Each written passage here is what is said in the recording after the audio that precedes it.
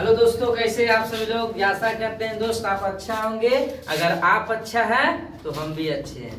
आइए हम दोनों मिलकर एक नई उमंग के साथ नया चैप्टर की शुरुआत कर रहे हैं बायोलॉजी का।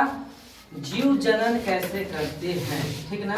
तो जनन चैप्टर पढ़ रहे हैं। जनन को इंग्लिश में क्या बोलते हैं बच्चा पार्टी? रिप्रोडक्शन बोलते हैं। क्या बोलते हैं? रिप्रोडक्शन बोलते हैं, ठीक ना। अब पूछेगा भाई, सबसे पहले क्वेश्चन डालता है बंदा कि भाई साहब जीव क्या है। जीव को इंग्लिश में क्या बोलते हैं? ऑर्गेनिज्म बोलते हैं। तो ऑर्गेनिज्म क्या होता है? छोटी सी बात है, जो सजीव है उसी को तो बोलते हैं। सजीव का मतलब क्या? लिविंग। और लिविंग का मतलब क्या? जो जिसमें जान वगैरह है, तो चल सकता है, घूम सकता है ना, एक स्थान से दूसरे स्थान तक जा सकता है, उसको लिविंग कहते हैं। तो सबसे पहले आइए हम अपना टॉपिक पे आते हैं। क्या चीज पे?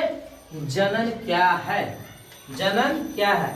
तो कहता है जीवों द्वारा अपने जैसे संतान को उत्पन्न करना ही जनन कहलाता है।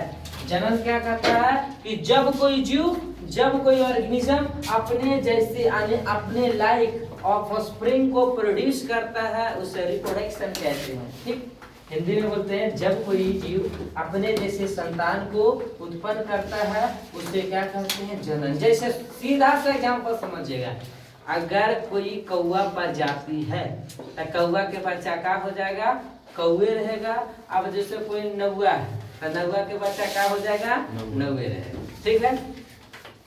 तो अब इससे पहले समझिए संतति क्या है। तो जनक द्वारा उत्पन्न संतान को, जनक द्वारा उत्पन्न संतान को संतति कहते हैं। संतति को इंग्लिश में ऑफ स्प्रिंग बोलते हैं, ठीक ना। अब चलिए बात करते हैं बच्चा, अब थोड़ा सा बात करते हैं कि जनन के दो प्रकार होता है। जनन के क्या प्रकार होता है? दो प्रकार होता है। पहला हो गया लैंगिक जनन, सेक्सुअल रिप्रोडक्शन। दूसरा हो गया बच्चा अलैंगिक जनन यानी असेक्सुअल रिप्रोडक्शन। तो लैंगिक जनन किसे कहते हैं? तो सीधा सी बात बोलना है, इसमें नर और मादा दोनों भाग लेते हैं। इसमें नर और मादा दोनों भाग लेते हैं, उसे क्या कहते हैं? लैंगिक जनन कहते हैं। और जिसमें केवल नर या तो मादा दोनों में से कोई एक भाग लेगा उसको क्या बोलेंगे? अलैंगिक जनन कहते हैं, ठीक है।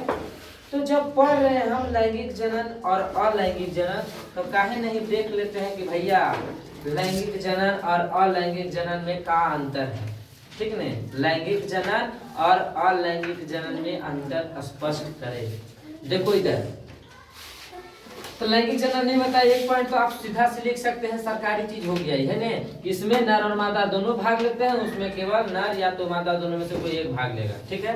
दूसरा पॉइंट में लिखेगा इसमें निषेचन की क्रिया होती है। क्या लिखेगा? इसमें निषेचन की क्रिया होती है। इसमें निषेचन की क्रिया होती है। निषेचन को इंग्लिश में फर्टिलाइजेशन बोलते हैं। अच्छा भैया, निषेचन क्या होता है? निषेचन क्या होता है? तो लिखेगा कि जब नर युग्मक और मादा युग्मक, जब नर युग्मक और मादा युग्मक आपस में संलयन करते हैं उसे निषेचन कहते हैं। तो यहाँ बात आ गई कि इसमें निषेचन की क्रिया होती है। पूछेगा निषेचन की क्रिया किसमें होती है? लैंगिक जनन में होती है। और अलैंगिक जनन में निषेचन की क्रिया नहीं होती है। आगे आइए, इसमें कहता है इसमें विभिन्नताएं पाई जाती है। अच्छा, फिर जो क्वेश्चन बना, विभिन्नता क्या है? विभिन्नता को इंग्लिश में बच्चा पार्टी बोलते हैं क्या? वेरिएशन। वेरिएशन क्या है? तो देखो, जब माता पिता और उनके संतान में, जब माता पिता और उनके संतान में जो अंतर पाया जाता है, जो डिफरेंस पाया जाता है, उसको हम लोग क्या बोलते हैं? बताओ जल्दी। उसे विभिन्नता कहते हैं। आप लोग बोल सकते हैं, कोई दिक्कत नहीं है, ठीक नहीं। अच्छा, और अलैंगिक जनन में विभिन्नता होती है? नहीं होती है। इसके बाद आइए, इसमें युग्मक का निर्माण होता है। युग्मक यानी क्या बोलते हैं? गैमीट। गैमीट मीन्स युग्मक होता है ना। तो अच्छा, दो चीज समझिए, मेल से बनता है मेल गैमीट्स और फीमेल से बनता है फीमेल गैमीट्स। यानी नर से नर युग्मक बनता है और मादा से मादा युग्मक बनता है। यहाँ तक तो आपको अच्छा से समझ में आ गया होगा। इसके बाद आइए फिर कहता है अलैंगिक जनन में क्लोन का निर्माण नहीं होता है। अलैंगिक जनन में क्लोन का निर्माण नहीं होता है, लैंगिक जनन में नहीं होता है और अलैंगिक जनन में होता है। किसका निर्माण? अब क्लोन क्या है? तो कहता है क्लोन हम किसको कहते हैं? क्लोन जब क्या होता है आकार की और आनुवांशिक रूप से, इसको इंग्लिश में बोलते हैं मॉर्फोलॉजिकल एंड जेनेटिकल रूप से अगर वो अपने जनक के समान होते हैं तो उसे क्लोन कहते हैं। ठीक नहीं?